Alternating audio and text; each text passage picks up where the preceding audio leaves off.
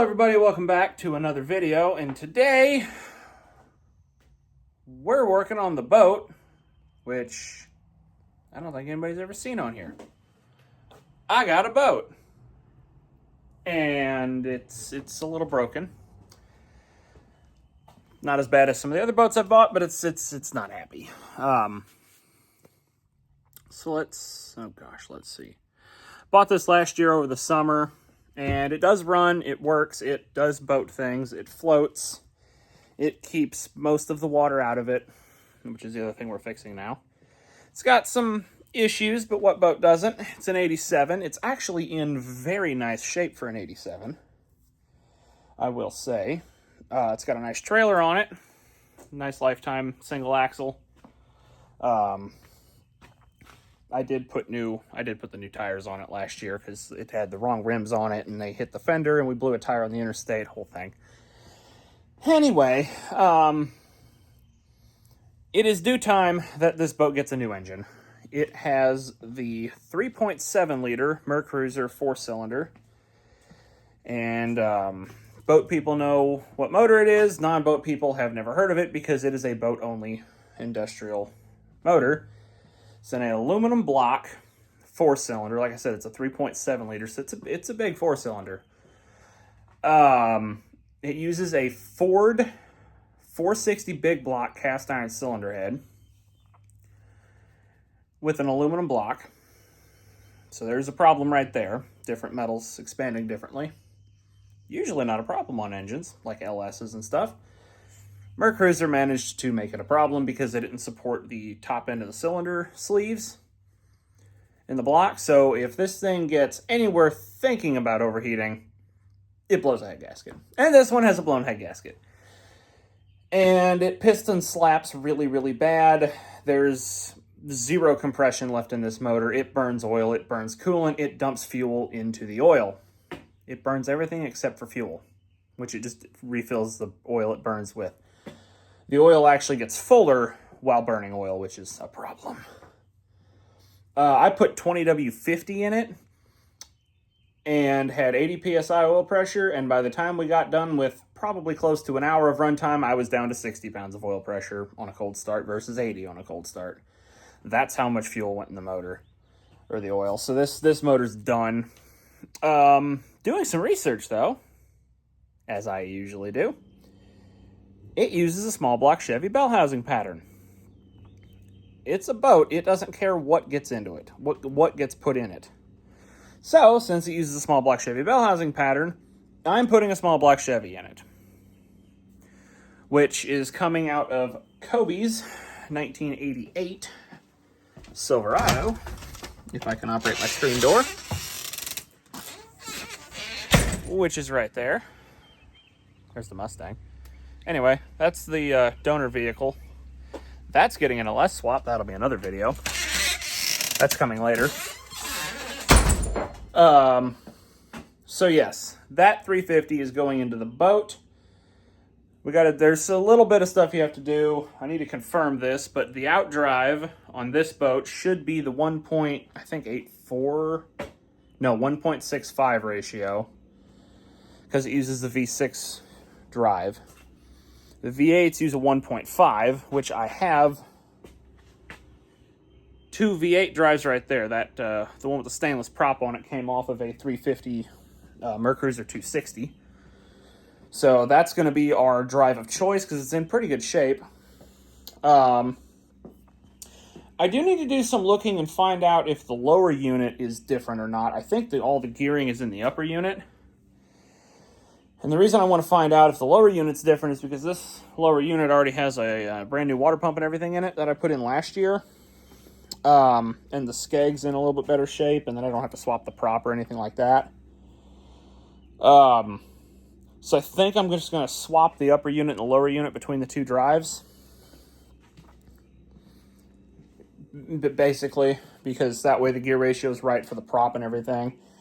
I don't think I could buy a new prop to counteract the gear ratio difference, but then I'm buying a prop, and I have that prop's perfect. It's in really good shape. It's not dented or anything. That's a 21P. That drive, the 260 drive, is a 19P on it.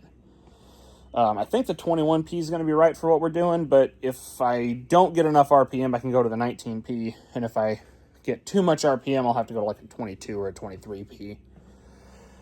But it's just going to kind of have to see what happens. It'll still work. It'll just over-rev if I give it full throttle, so we just have to keep an eye on it.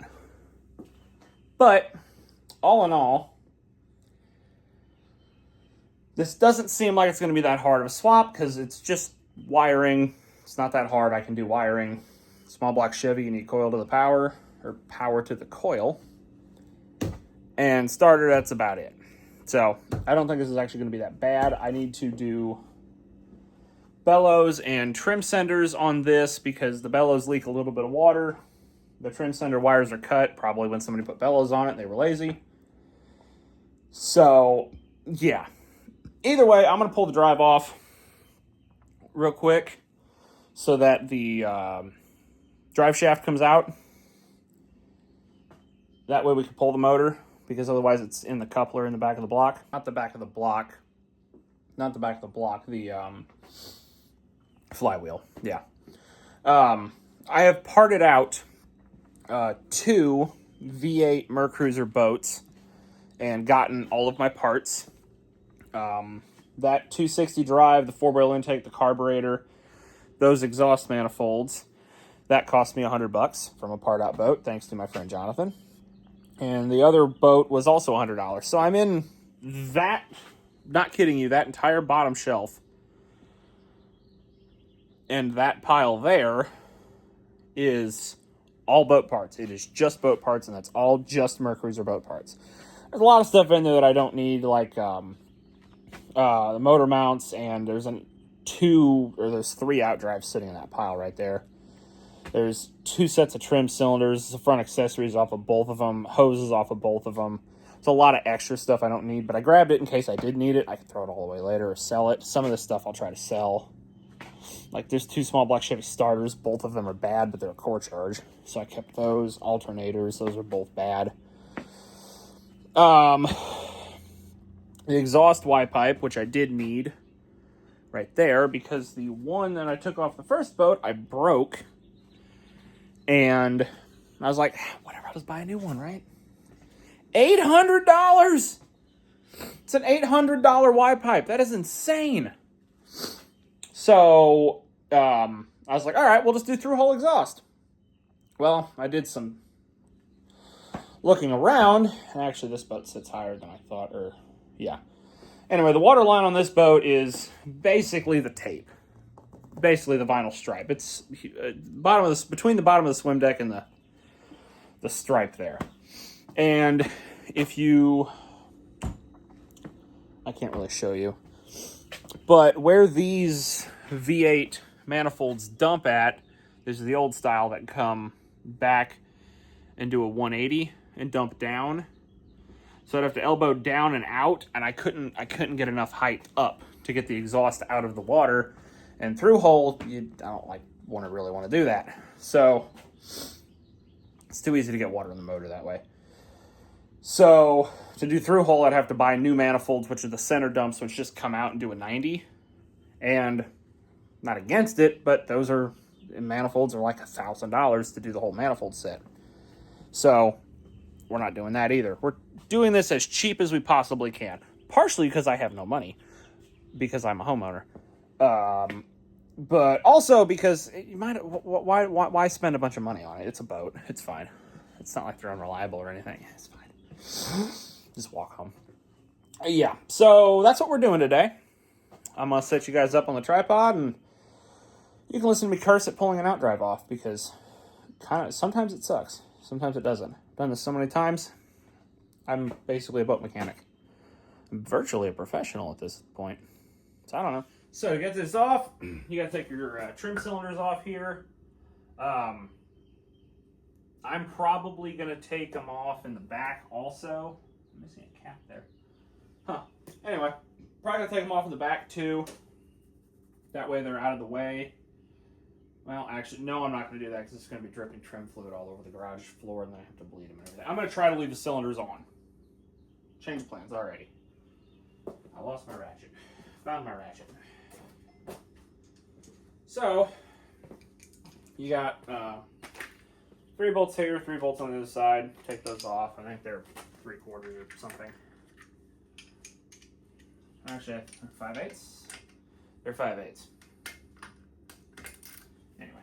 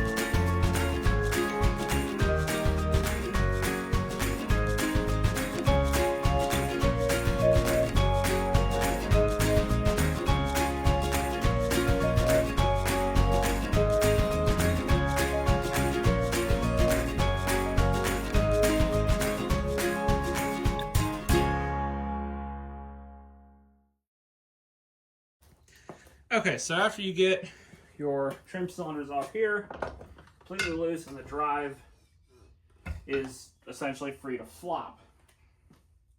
Now,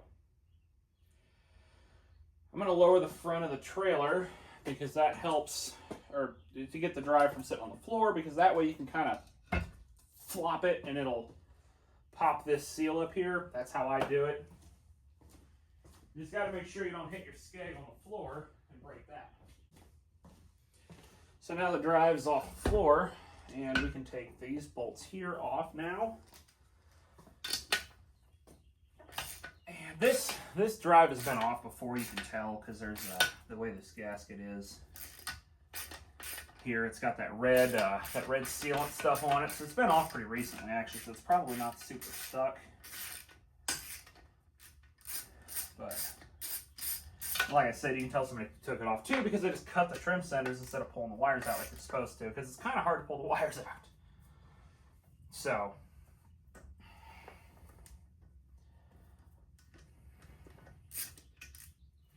in fact, it's almost impossible to pull the wires out, I think, without pulling the motor. I don't know, I've never tried to do it.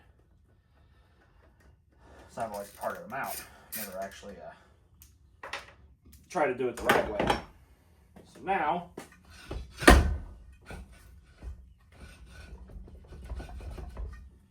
just like that, it's popped loose. You got a gap there. Pull your washers off so you don't lose those. And that's got a little Phillips weird thing, whatever. So Now, you should be able to just walk the drive off. It is a little annoying to do this with the trim centers on there, but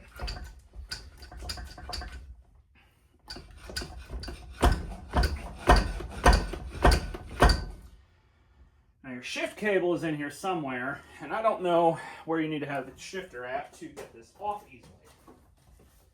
Or if you're in easy position. So let's try forwards. See if that helps.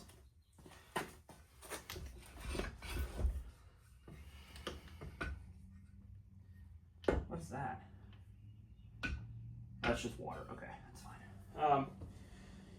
Put a pry bar in here. Be nice and careful. It is just cast aluminum. But there, you kind of find a good spot. You kind of walk it off like that. There's your shifter. All right, we got oil coming out.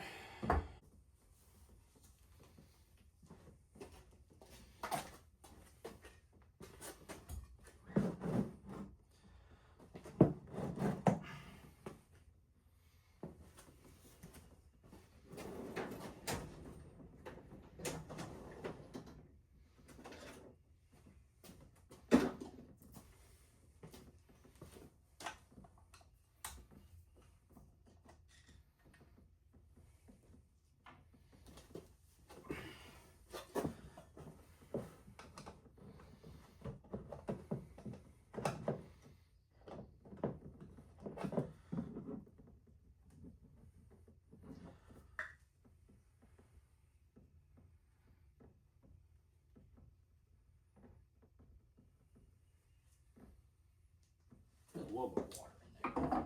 Overall, not too bad. I'll take it.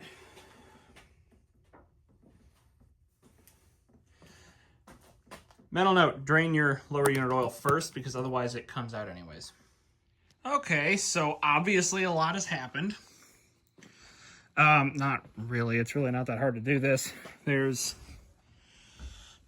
2 bolts right there and there that come out. And then your mounts in the front, at least for that 3.7. And then a couple of wiring plugs, the power steering hoses, and the exhaust, and you're good. And the throttle cables, I guess. Fuel line. And the water line in the back. Anyway, that, and you're good. So, now, I have noticed a problem already. This is the V8 bell housing. That is the one that's on this. The motor mount spacing is not the same. Which unfortunately means that the transom plate in that boat is no longer right. Because the transom plate is what receives the motor mounts. Luckily, the parts boat we still have. But now I have to get the transom plate and essentially at this point, the gimbal housing too off of that boat. And swap it onto here. Not the big deal, but I gotta do it. So that'll be my tomorrow now. This is technically different than the other Mercruisers I have parted out. This has the XD tilt cylinders. Where the hard line comes up to the, well, you can see it on this one, the hard line comes up to the front here instead of just tapping in at the back here, like those cylinders that I'm not getting to apparently. Which is fine, but I also noticed now, looking at this too, that the center bolt there for the exhaust is not there, which means that the exhaust I have won't work with this gimbal housing.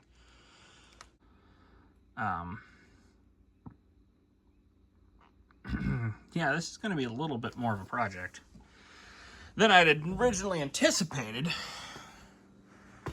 But it's, you know, it's all right. But here it is.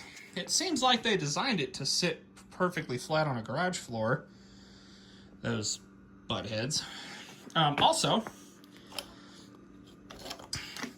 that had coolant in it last time we ran it. It does not. Apparently, it used that much coolant and or leaked it or something. But, see, when Google said that they used the small block Chevy bell housing pattern, I assumed that it was small block Chevy and they literally just used that bell housing from a small block. No, it's a completely different bell housing, which is stupid. So, which also means you have to have that bell housing. Not a biggie, but it's a thing. So, you know. But, whatever. What can you do? So, yep, tomorrow I'm going down there to the parts boat, and we're going to pull them off. Tonight, get everything back in the garage. I'm going inside. Probably not going to get my car in here tonight. I won't worry about it, though. So, yeah, that's what we got here. So, anyway, we're making progress. A little hiccup, but it shouldn't really impact us any, if at all, honestly. We'll have to see, but I don't think it's actually going to matter. Okay, so here we are inside of the boat, quite obviously. This is your transom plate. And that is also the transom plate. They are different if you look at them. The motor mount spacing on this one's further out. That's why we need different bell housing. That'll be explained in a second. These are closer together. And also the steering ram mount, this is power steering. The steering ram mount is like actually built into the transom plate. The cable's different, the linkage is different. This bar's not here because it just hooks straight up to the ram. There's a lot of differences. I just spent about 3 hours doing research and figured out how to make all this work. I think I found the right bell housing. This is an 87. That transom plate came out of the parts boat, which is earlier, along with the other one that I have over there, which was a 1980. This being an 87, it's different. It's newer, so they have different designs for stuff. So that's where my issues are going to come into play. And like I said, I think I found the right bell housing, but the gimbal housing is different also because this gimbal housing uses a 4-bolt exhaust, whereas the V8 exhaust that I have is a 5-bolt. Not a big deal, but I have to swap the gimbal housing. So I'm using the 87 transom plate, hopefully. And the reason I can't just swap that steering onto here is because the cable, the way it hooks up, the cables are different. Right here, the steering cables, which is this. Just goes right into here, and then that's the only thing that holds it. Whereas this has this weird little pin and big space and that weird bracketry right there with the sleeve. So, it's different. It's got some weird idiosyncrasies to it. This isn't anything I didn't expect necessarily. I was just hoping it wouldn't happen, but I figured it probably would. All in all, I found a bell housing for $40. We're not doing bad. So, now it's just waiting and seeing what happens, basically. So this is the eBay listing, obviously, for what I believe to be the right bell housing. And if you look at the kind of the spacing for, because that's where the motor mounts are. That's where they mount. In relation to the dowel pins right here, you can see how it curves in right there. You can see on, this is the 4-cylinder that's coming out of it. You can see on this one here, that if you look at it from the back, it also curves in like that in relation to the dowel pins. Now, you can see it a little better from up here. Now, what makes me nervous is the dowel pins look like they're in a different spot. Now, supposedly this engine uses a small block Chevy bell housing pattern. I don't know if that's true or not. I haven't confirmed that. All I know is that the starter's in a different spot because here is small block Chevy. and the starter is here. Granted, is there room for the starter up here? Yes. I don't know. We're going to have to find out the hard way. Also, if you notice on this one here, from approximately the same angle, those are way too far out. Comparative to the dowel pin, which would be... Oh, the dowel pin would go right here. Yes.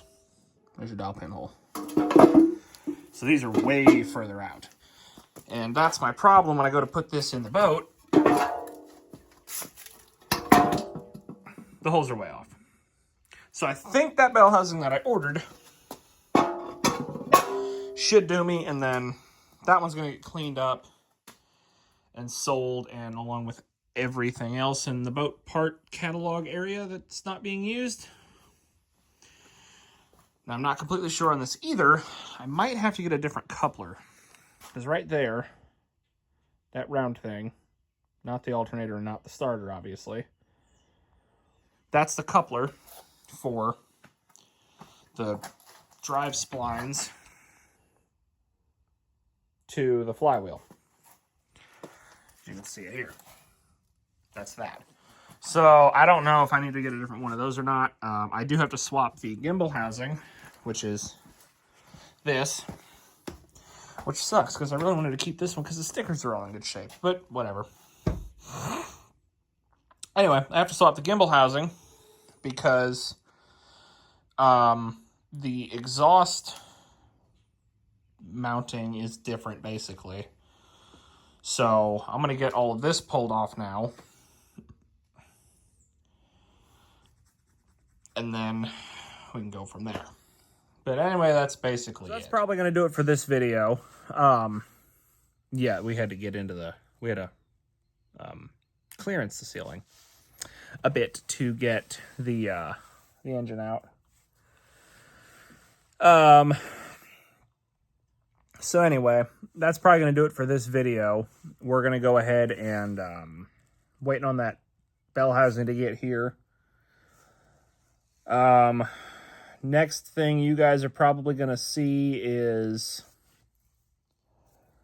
pulling the motor out of the Kobe's truck, I guess. That's probably the next thing we're going to do, the next big thing anyway. We'll get that started and going. I'm going to do some looking around, try to figure out what the motor I pulled out is even worth, if anybody wants it, and try to get rid of that because I need garage space. Yeah, just slow process, but we're getting there. Still not in it for a whole lot of money, so that's a big plus. And then, yeah, and then I have this engine cover here, wherever it is, that big white thing by the furnace. And that is going to go onto this boat as well, so that we have a nice big engine cover back here. So I might start messing with that some too. That needs some help, which is probably going to involve a lot of spray foam and fiberglass. But it's fine. So, but yeah, that's all I got. Thank you guys for watching. See you later, and we'll be back for more.